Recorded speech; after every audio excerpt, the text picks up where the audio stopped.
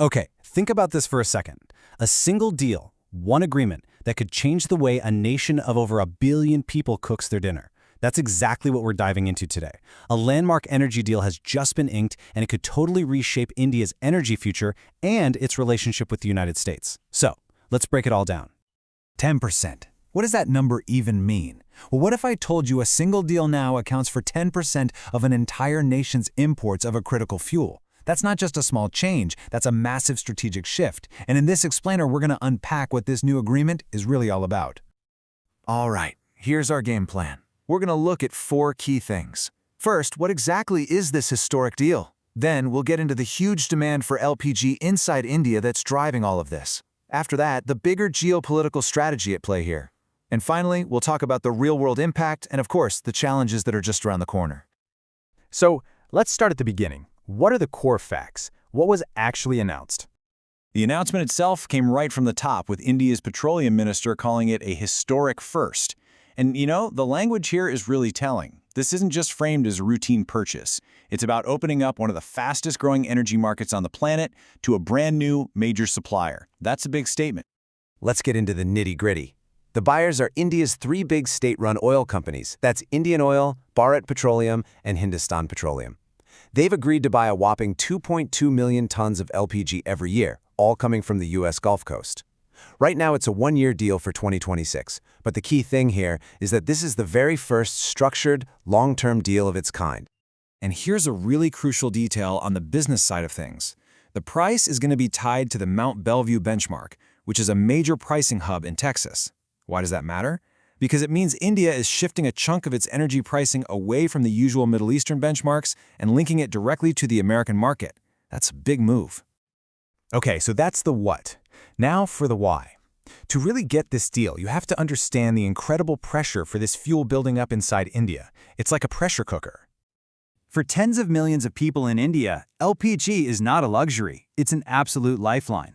It's the clean cooking fuel that's at the heart of this huge government push to get households to stop using unhealthy, polluting fuels like firewood or dung cakes. And this chart right here, this shows you the core problem. India can only produce about 1/3 of the LPG it needs. That leaves this massive 65% gap that has to be filled by imports. It makes the country incredibly dependent on the rest of the world. And traditionally, where has that supply come from? A very small, concentrated part of the world.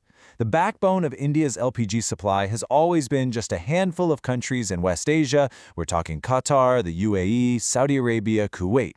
Relying so heavily on one region, well, that creates a serious vulnerability. Now, if you want to add even more pressure to the situation, look no further than this incredibly successful government program, the Ujjwala Yojana.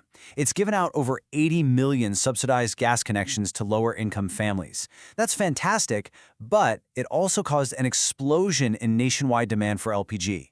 And here's what that commitment looks like in cold, hard cash. Just last fiscal year, global LPG prices shot up by 60%. To protect people from that spike, the Indian government had to absorb over 40,000 crore rupees. That's about $5 billion in subsidies.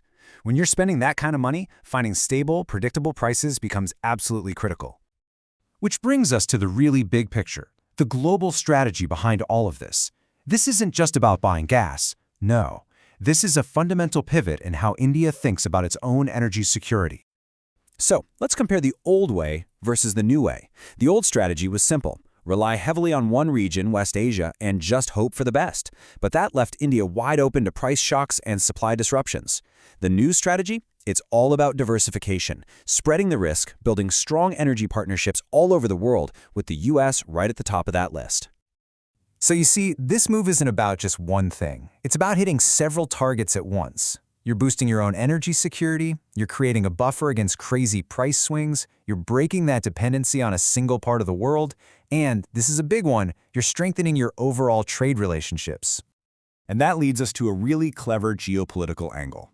This deal also helps with another issue, India's trade surplus with the United States. With tricky trade negotiations always in the background, a big purchase like this is a good way to help balance the books and build goodwill. But let's be real. Is this a perfect silver bullet solution? Of course not. With any major strategic shift like this, there are always trade-offs and consequences you have to think about. So let's get right to the bottom line. What are the real impacts, both the good and the not so good, and what challenges are still out there? Okay, let's lay it all out. On the plus side, the benefits are clear. Stronger energy security, a more diverse supply chain, and a deeper partnership with America. But there are definitely cons. For one, shipping gas all the way from the U.S. is almost certainly going to cost more in freight. That's a big one. And it doesn't magically solve the financial strain on the oil companies. The question is, who ends up paying for it? And here's a fascinating little technical wrinkle you might not think about. See, not all LPG is created equal. The gas from West Asia is typically butane-heavy because it's a byproduct of refining crude oil. The American gas, on the other hand, is propane-heavy because it comes from processing natural gas. Now, this might sound like a minor detail, but it's a real puzzle for Indian refineries that are built to handle a certain chemical mix. They have to adjust their entire system, and that's another one of the hidden costs of making this pivot. But, after all the talk about geopolitics and supply chains and chemistry, we have to bring it back to what really matters. For hundreds of millions of Indian families, the success of this whole thing will be measured by something very simple. Is there a stable, reliable, and affordable supply of cooking gas in their kitchen? And that leaves us with the big final question.